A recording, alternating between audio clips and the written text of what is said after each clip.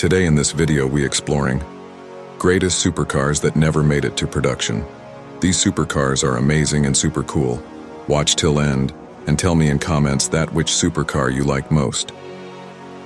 If you reach 50 likes, then I make part 2.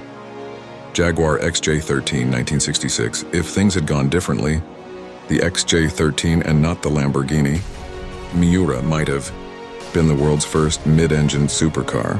Plans were being made for a new racing car, which would probably have been produced for road use too in the early 1960s, but the single example wasn't built until 1966, and by that time it probably wouldn't have been competitive against the Ford GT40, which won the Le Mans 24-hour race every year from then until 1969. The project was shelved, and the 5.0-liter V12-powered XJ13 did nothing more exciting than a few high-speed runs before it crashed heavily during a filming session in 1971. Comprehensively rebuilt, it still exists today at the British Motor Museum at Gaydon as a reminder of what might have been. Vauxhall XVR 1966. It seems odd to think of a 4-cylinder Vauxhall as a supercar, but the XVR was a special case, quite unlike anything else the company has ever made. It was a 2-seat coupe with a clamshell bonnet, a rear hinge tail, and 2 upward opening doors, each of whose glass served both as a side window and half the windscreen. The engineers lobbied for a more conventional gull wing arrangement, but the styling department said no. This car, the only one of the 3 built, which actually ran, was usually powered by Vauxhall's slant-4 engine, though a smaller unit was fitted for the car's debut at the 1966 Geneva show.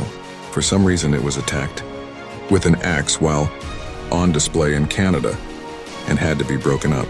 Of the 2 fiberglass-bodied non-runners, which followed, one was dismantled as a matter of company policy, but the other has survived and is part of the Vauxhall Heritage Collection.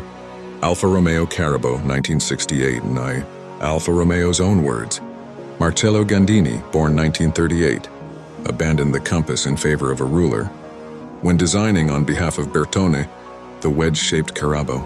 This was derived from the much curvier Alfa 33 Stradale, itself based on the Tipo 33 race car, and used the same 2-liter V8 engine mounted ahead of the rear axle. During the design process, Gandini invented scissor doors, which would later be seen on many supercars, which actually went on sale. These included the Lamborghini Countach, which visually resembled the Carabo in other ways too. Chevrolet Aerovette. Chevrolet launched its first ever mid-engined Corvette in 2019, but with the Aerovette was a serious attempt to achieve the same back in the 1960s.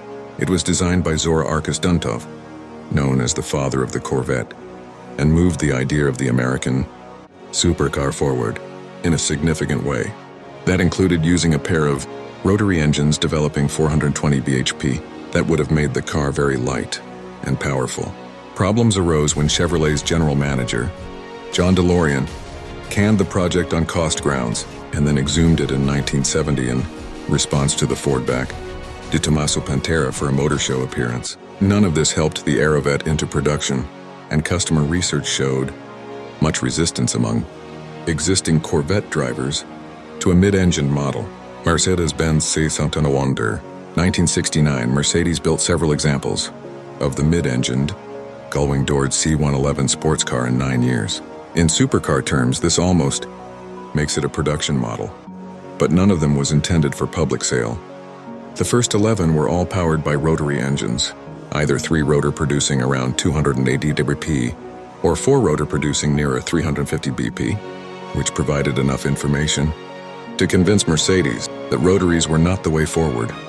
Later versions were powered by turbo diesel engines and set a great many speed records during 2 marathon sessions at the Nardo test track in Italy.